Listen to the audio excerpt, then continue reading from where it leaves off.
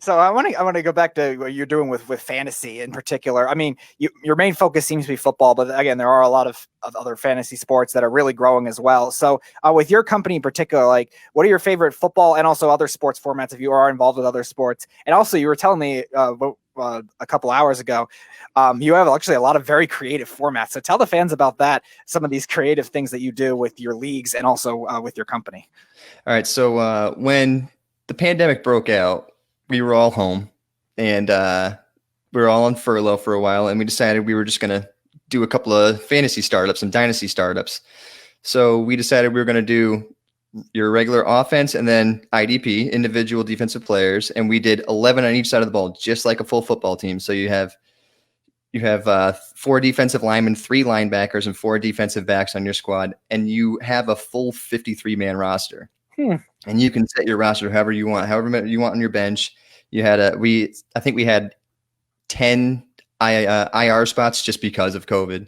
Mm-hmm. But literally, so you're going through these drafts and you're going through each week, and you're so deep into the rosters that you really learn everybody's freaking team. Like, mm-hmm. You're covered head to toe of all these teams, and you can stream weekly almost by just, I don't know, like, you don't even have to think too hard because you've already been just diving through every roster because it's so deep. So we're in, like, I think we did 17 startups of 53-man rosters, and it was absolutely insane.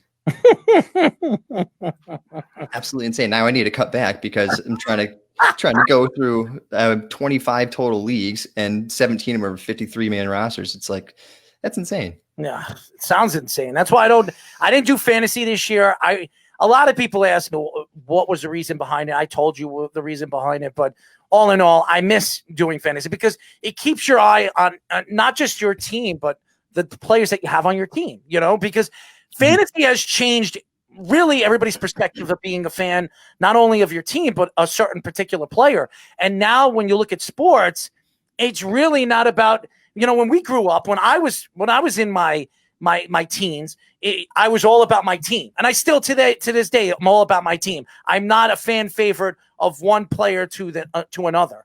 But now these young kids that are playing fantasy sports, they're all about the player. Steph Curry, LeBron James, Kevin Durant, Tom Brady, Aaron Rodgers, or Patrick Mahomes. That's what everybody cares about now. They're not all about the team anymore. So are you surprised fantasy sports has really blown up over the last 5 or 6 years because of that? I'm not. I think it is because of that, because you don't have people looking at teams anymore. Like, they're so focused on players that it makes fantasy that much more. And what it really does, I think, just watching players, it forces you to, it helps first off, it helps people who stream, because you have to watch every single game. If you're a fantasy football player, you're not watching one team. Like, you're not watching your local stations. You're watching every single team. You're doing as much as you can. So people like NFL Red Zone are loving fantasy football right now. Mm-hmm.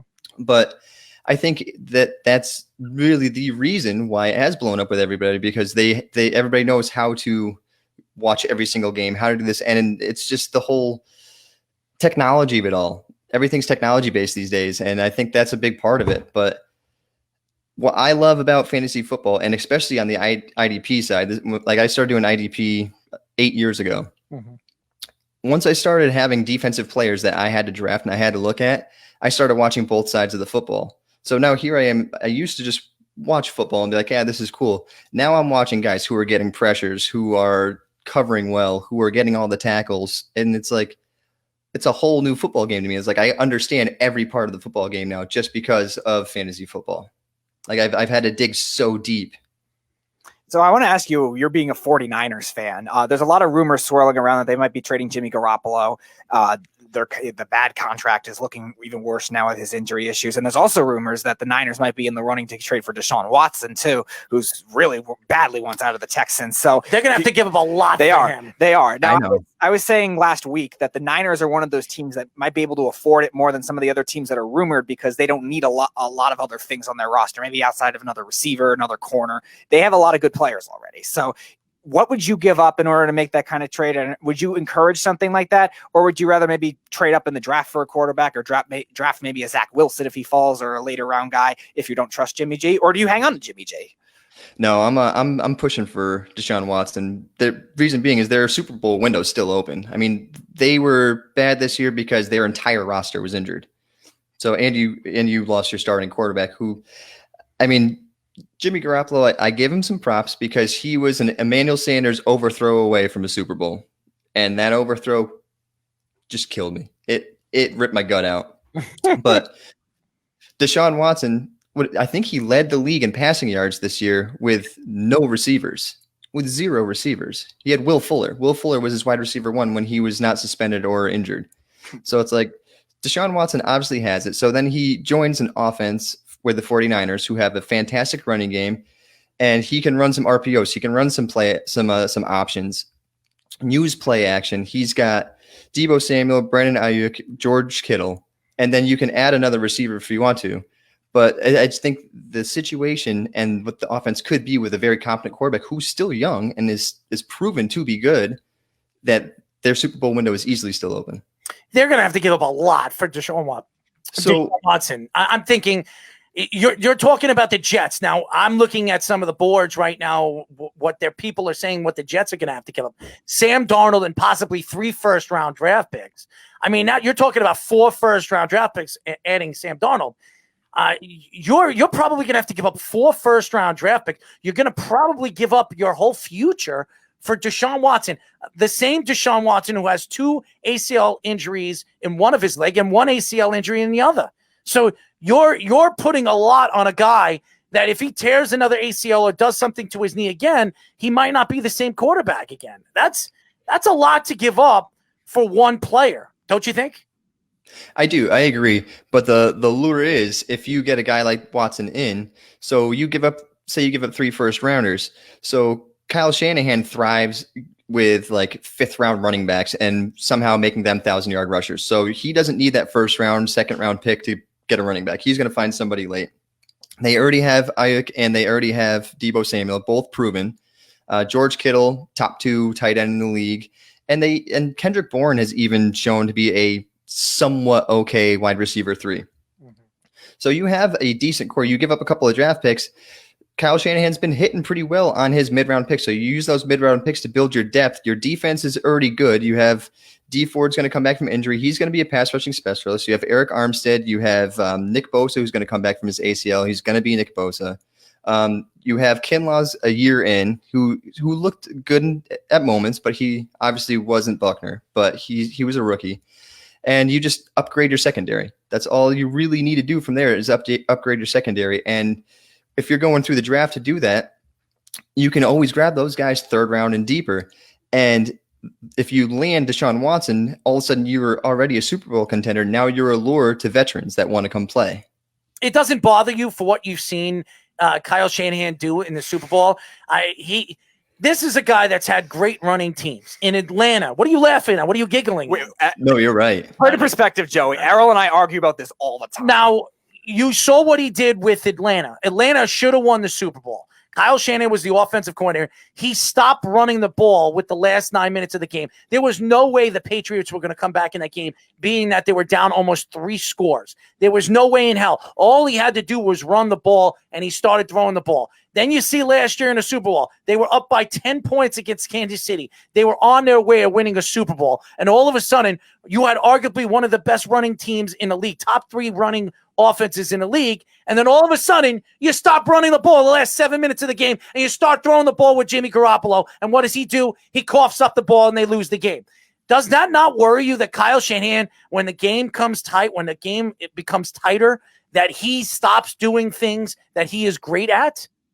I don't.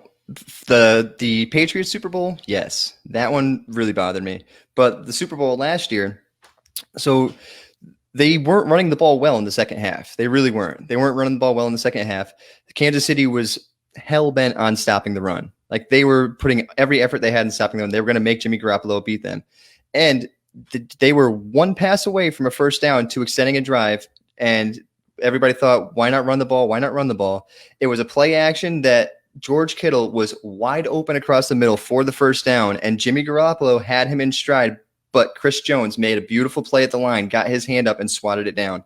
That was a great play call, personally, I think, because you run the ball, you're getting stopped because they're putting 8 in the box. They were putting pressure up the middle. He was going to get stopped. They're punting anyway. This, you have the chance. You have the best tight end, second best. I'll give it to Kelsey, whatever. And he's open. He made the right play. George Kittle is the best tight end in football. Yeah, that's why. Offensively, all around tight end, I would give it to Kelsey. But offensively, it's George Kittle, hands down. Yeah. And so, I mean, the call was great. He was open. He had his man. Chris Jones just made a beautiful play at the line.